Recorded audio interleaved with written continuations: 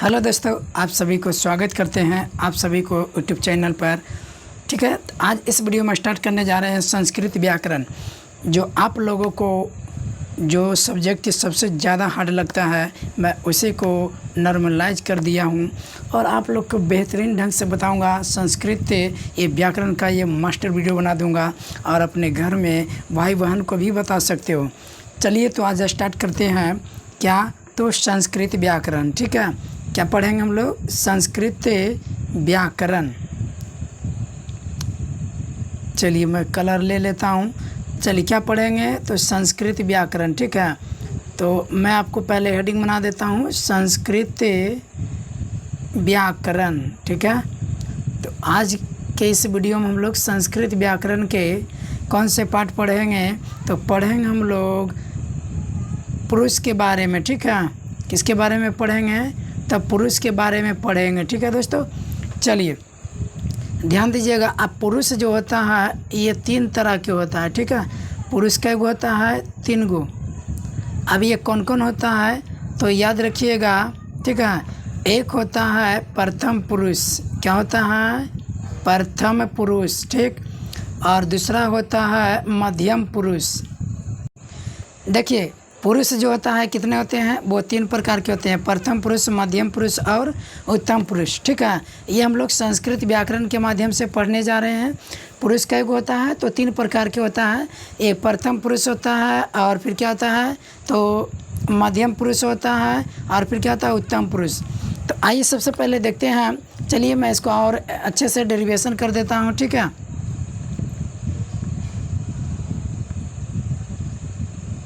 चलिए देखिए आप सभी लोग।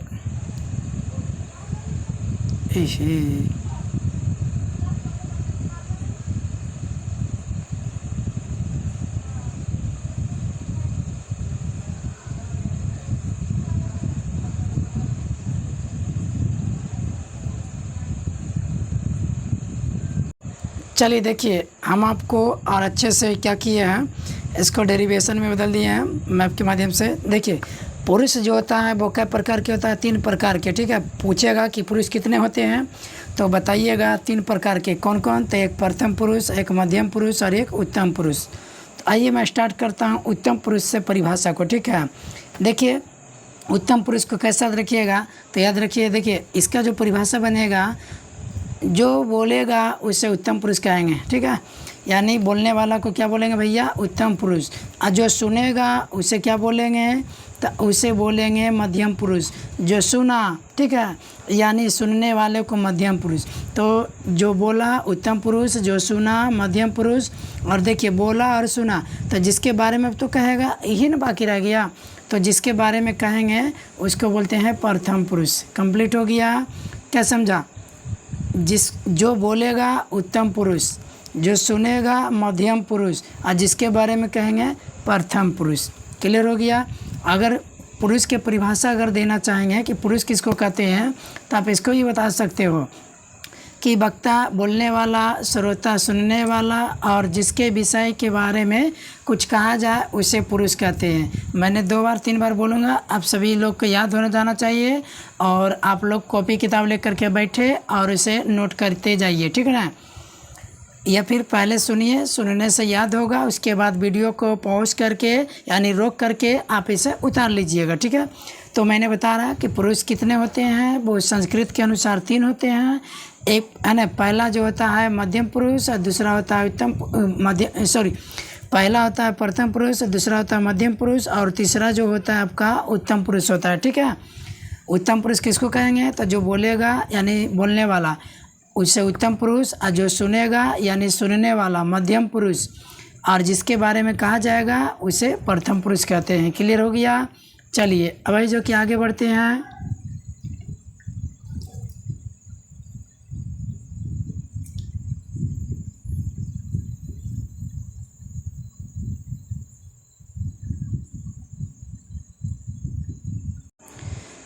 चलिए अब नेक्स्ट बढ़ते हैं, पुरुष से ही संबंधित और जानते हैं, इसके उदाहरण वगैरह भी जानेंगे।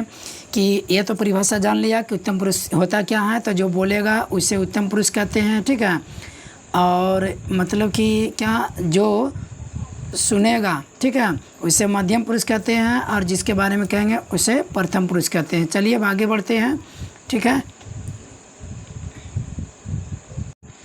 देखिए हम जान रहे हैं कि पुरुष जो है कितने हैं, 3 है। एक है आपका प्रथम पुरुष, और दूसरा है मध्यम पुरुष, और तीसरा जो है उत्तम पुरुष। अब देखिए उत्तम पुरुष कहते थे किसको, तो जो बोलेगा, तो इसमें जो वाक स्टार्ट होगा, याद रखिएगा उत्तम पुरुष में ना हमेशा वाक स्टार्ट होगा मैं से। क्या होगा, मैं से, ठीक है। मैं, या तो फिर कहिएगा किससे, तो हम से। आप है जो कि हम से है, जो कि जितना वाक बोलते रहिए, यानी हम लगा के मैं लगा के जितना बोल दीजिएगा सब उत्तम पुरुष। जैसे मैं, हम, और बोल सकता है तो क्या होगा, हम दोनों, ठीक है। क्या हो जाएगा भैया, हम दोनों, ठीक। और इसी तरह से और बोलिएगा तो क्या बन जाएगा, हम लोग। क्या बन जाएगा, हम लोग, ठीक है। तो ये जो है ये क्या हो जाए आपका उत्तम पुरुष का वाक हो जाएगा, ठीक है। यानी उत्तम पुरुष के वाक हमेशा देखने को मिलेगा मैं या हम से ही शुरुआत रहेगा, ठीक है। मैं और हम से कुछ भी भुनभुनाते रहिए, आपका उत्तम पुरुष होगा। हम दोनों, हम लोग, हमसे, हमारी, हमने, ये सब के सब क्या हो जाएगा, उत्तम पुरुष हो जाएगा, ठीक है। आइए मध्यम पुरुष देखते हैं। तो देखिए मध्यम पुरुष का जो वाक रहेगा वो हमेशा स्टार्ट रहेगा तो तू से रहेगा, ठीक है। किससे स्टार्ट रहेगा, तू से। तू से आप जितना बना दीजिएगा वो सारे के सारे मध्यम पुरुष होगा, ठीक है। मध्यम पुरुष कहते हैं किसको, तो जो सुनेगा, तो जो बोलेगा और जो सुनेगा, नहीं कहता तू सुनता है, तो तू से स्टार्ट हो रहा। तो मध्यम पुरुष के जितने सारे रहेगा वो किससे स्टार्ट होगा, तू से। तो तू से बनेगा तो क्या क्या बन सकता है, तुम, तुम्हें, तुमसे, तुम दोनों, तुम लोग, तुम सब, है ना। इस तरीक़े से तुम्हारे, तुम्हारे, तू से लगे तो बोल जाइए, भून बनाते रहिए तू से, आपका हमेशा क्या बन जाएगा, ये मध्यम पुरुष हो जाएगा, ठीक है। और हाँ, अब ये मध्यम पुरुष और ये दोनों बात को देखिएगा, गौर से देखिएगा। उत्तम पुरुष और मध्यम पुरुष ये दोनों को छोड़ करके जितने भी आएगा न वो सारे के सारे प्रथम पुरुष कहलाएगा। क्लियर हो गया। यानी मध्यम पुरुष और उत्तम पुरुष के बाकी को छोड़ दीजिए, शब्द को छोड़ दीजिए, जितना सारा शब्द आएगा वो सब के सब प्रथम पुरुष कहलाएगा। मतलब कि तू से स्टार्ट रहेगा तो मध्यम पुरुष, मैं या हम से स्टार्ट रहेगा तो उत्तम पुरुष, तू से स्टार्ट रहेगा तो मध्यम पुरुष, और ये दोनों के छोड़ देंगे तो बाकी सब क्या कहला जाएगा, प्रथम पुरुष। नदी, नाला, पोखरा, तालाब, देश, नहीं विदेश, ये सब प्रथम पुरुष में आ जाता है। लेकिन बोलेगा तुम लोग तो मध्यम पुरुष, तुम दोनों तो मध्यम पुरुष, ठीक है। तो आइए मैं पुरुष जो पढ़ाया इतना का पूरा डेरिवेशन करता हूँ और आप लोगों के एग्जाम्पल देता हूँ, और ये बताने का कोशिश करिएगा, हमसे आगे बताने, यानी हमसे पहले बताने का प्रयास करिएगा, ठीक है। और आप लोग कमेंट करके बताइएगा आप सभी को ये वीडियो कैसा लगता है, और अगर कहीं पर हम गलती करते हैं तो इसे भी सुधारने का है, जो कि मौका दीजिए, कमेंट कीजिए, ठीक है। चलिए आगे बढ़ते हैं। ये पुरुष हमने क्या किए, कंप्लीट कर लिया ना। मैंने पुरुष को समझा कि पुरुष क्या होता है, कि वक्ता बोलने वाला, श्रोता सुनने वाला, और जिसके संबंध में कहा जाए उसे क्या बोलते हैं, पुरुष कहते हैं। पुरुष कितने, तब पुरुष 3 होते हैं, 1 और यहाँ 2, और ये क्या हो गया 3। यानी पहला क्या हो गया, प्रथम पुरुष, दूसरा मध्यम पुरुष, तीसरा क्या हो गया, उत्तम पुरुष। उत्तम पुरुष किसको कहते हैं, तो फिर से एक बार शर्ट में समझ लीजिए। जो बोलेगा उत्तम पुरुष, जो सुनेगा मध्यम पुरुष, जिसके बारे में कहेंगे प्रथम पुरुष। चलिए अब देखिए आगे बढ़ते हैं। क्लियर हो गया ना। देखिए आगे बढ़ते हैं। देखिए आप सभी के सामने स्क्रीन पर इस तरह से मैंने शब्द लिख दिए हैं, और ये शब्द को है जो कि बताना है, ठीक है।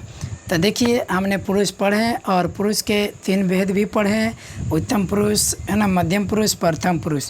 तो मैंने बताया था, चलिए मैं बताता हूँ। ये देखिए हम, तो ये हम कौन पुरुष हो गया, तो आप देख रहे हैं मैंने क्या बताया, मैं और हम से जो वाक्य स्टार्ट रहेगा वो उत्तम पुरुष होगा।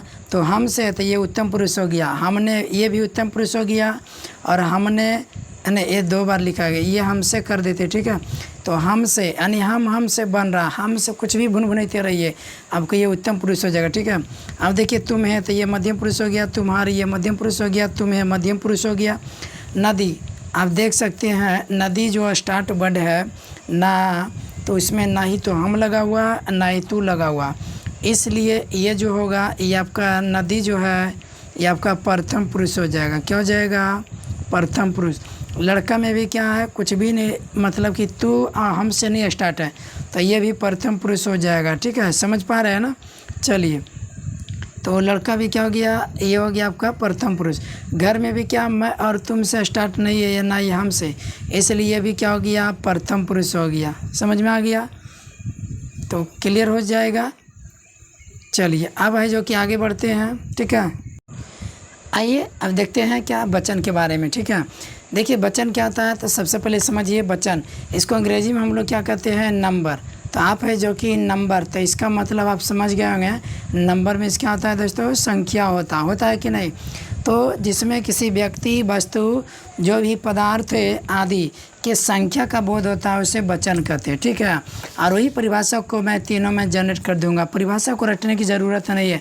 मैंने क्या बोला, किसी यानी देखिए क्या हो गया, किसी वस्तु पदार्थ की संख्या का बोध होता, कोई भी वस्तु हो या पदार्थ हो उसकी यदि संख्या का बोध होता है तो उसे बोला जाता है वचन। ठीक है, क्या बोलेंगे, उसे वचन बोलेंगे। क्लियर। वचन संस्कृत में कितने होते हैं, तो 3 प्रकार के होते हैं। कौन कौन, एक वचन, द्वितीय वचन और बहुवचन। आइए वचन का जो परिभाषा बोले हैं उसी को जनरेट कर दीजिए एक वचन में। तो क्या मैंने बोला कि जिसमें कोई अन्य, जिसमें वस्तु या पदार्थ की संख्या में, जिसमें किसी वस्तु या पदार्थ की संख्या के एक होने का बोध होता है, और जिसमें 2 होने का बोध होगा द्विवचन, जिसमें 1 होने का बोध होगा एक वचन, और बहुवचन क्या बोलेंगे, जिसमें 2 से अधिक के वस्तु या पदार्थ की संख्या का बोध होता है। सीधा सीधा देखो, ऐसे याद रखिए, है ना। वचन किसको कहते हैं, तो जिसमें वस्तु या पदार्थ की संख्या का बोध होता है उसे वचन कहते हैं। क्लियर। एक वचन, तो जिसमें किसी वस्तु या पदार्थ की संख्या में 1 होने का बोध होता है उसे एक वचन। और द्वितीय वचन मैं बोलता हूँ, आप लोगों को है ना, मतलब दिमाग में आए और इसे कॉपी पर नोट कर लीजिए, बेहतर होगा। द्वितीय वचन, तो जिसमें किसी वस्तु या पदार्थ की संख्या में 2 होने का बोध होता है उससे द्वितीय वचन।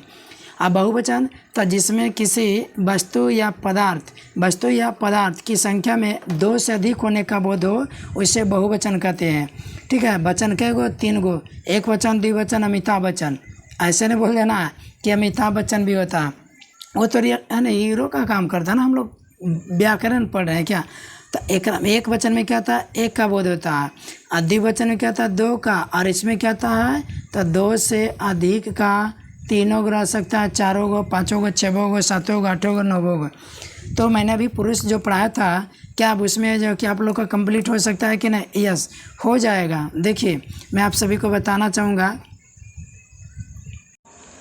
देखिए वचन कितने होते हैं, तो आपको बताएं 3 होता है, एक वचन, द्विवचन, बहुवचन।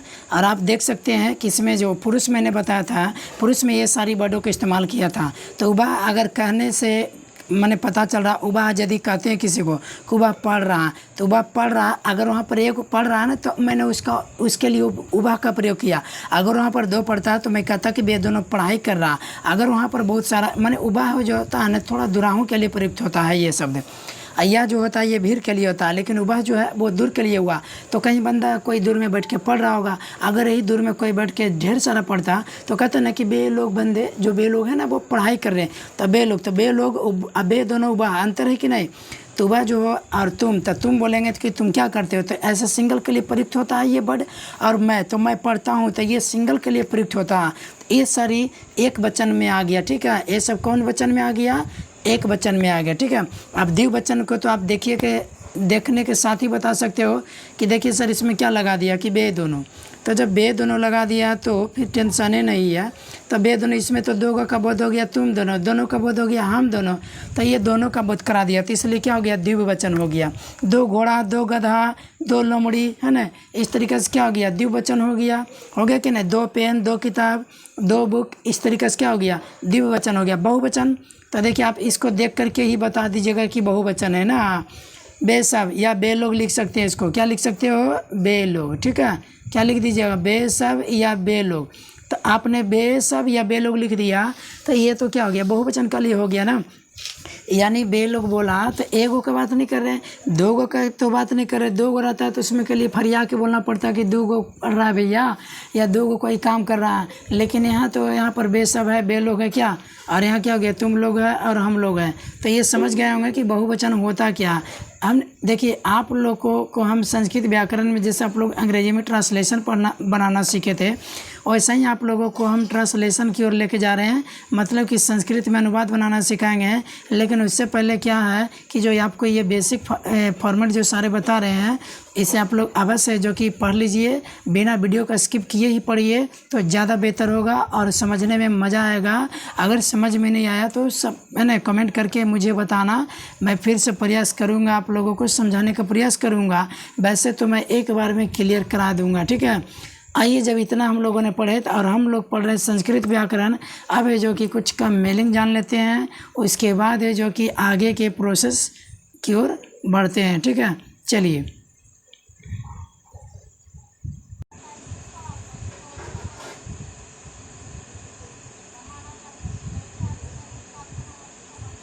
लीजिए। तो आइए, जितना आप सभी को हिंदी में बताया कि वह बे दोनों बे लोग बे सब ये सब उत्तम पुरुष मध्यम पुरुष में, तो आइए मैं इसका मीनिंग लेकर आए, ठीक है। और आप लोगों को ये मीनिंग कंठस्थ याद कर लेनी होगी, क्योंकि हमारा पर्पस है। आप लोग देखिए, जैसे ट्रांसलेशन बनाते हैं ना, ऐसा ही आप लोग संस्कृत में अनुवाद बनाने के लिए सीखिएगा।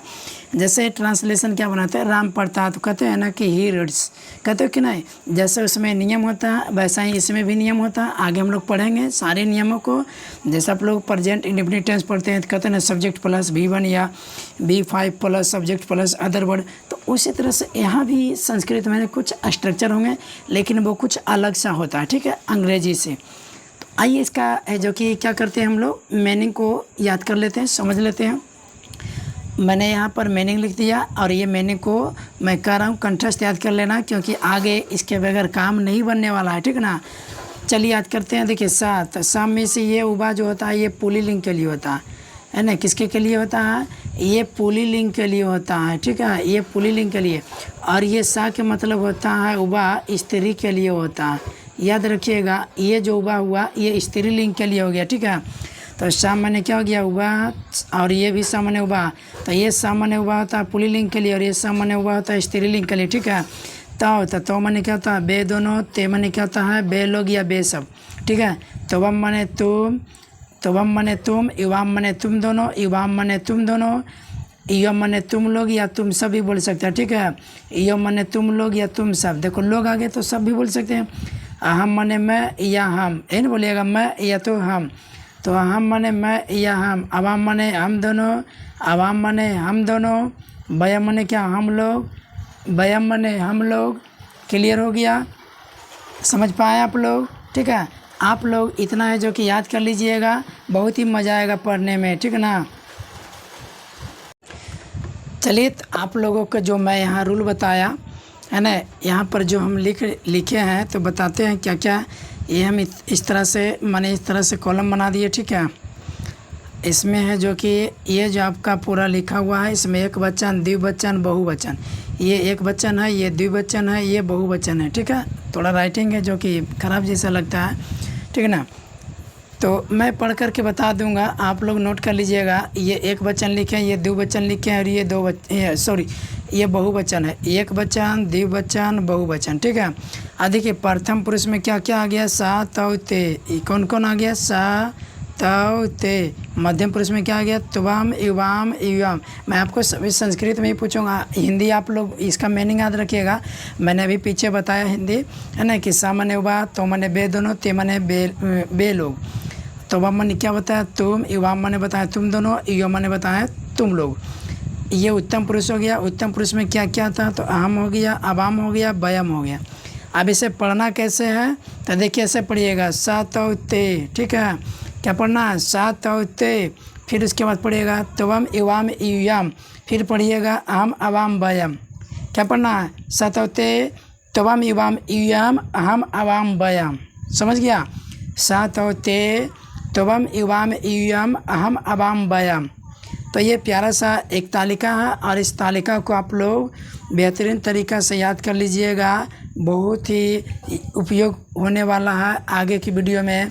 जब नेक्स्ट वीडियो लेकर आएंगे तो इसी पर पूरे आधारित है जो कि चर्चा करेंगे। तो हम लोग नेक्स्ट वीडियो में सीखेंगे काल के बारे में, लकार के बारे में, ठीक है। यानी टेंस में अंग्रेजी में टेंस कहते हैं, हिंदी में काल कहेंगे और संस्कृत में इसे लकार कहेंगे जो आगे हम लोग पढ़ने वाले हैं, ठीक है। तो ये आप लोग कम से कम ये जो सारणी बनाए इसे याद कर लीजिएगा। और इस सभी का मीनिंग, इस सभी का जो अर्थ होता है क्या, तो पूछेंगे सा मने तो बताइएगा हुआ, तो मने तो बे दोनों, ते मने तो बे लोग, तो वम मने तुम, युवाम मने तुम दोनों, इयम मने तुम लोग, अहम मने मैं या हम बोलिएगा, अवाम मने हम दोनों, वयम मने हम लोग। तो याद करना सतोते तवम युवाम इयम अहम अवाम वयम, ठीक है। कैसे पढ़ना, सतोते तवम युवाम इयम अहम अवाम वयम, ठीक ना, ऐसे ही पढ़ना है। समझ में आया? तो ठीक है दोस्तों, मिलते हैं अब नेक्स्ट वीडियो में। आप लोगों को है ना इतना है जो कि मिल चुका है, और आप लोग इतना पहले कंप्लीट करिए, फिर आप नेक्स्ट वीडियो का इंतज़ार कीजिए, ठीक है। मिलते हैं नेक्स्ट वीडियो में। Thank you.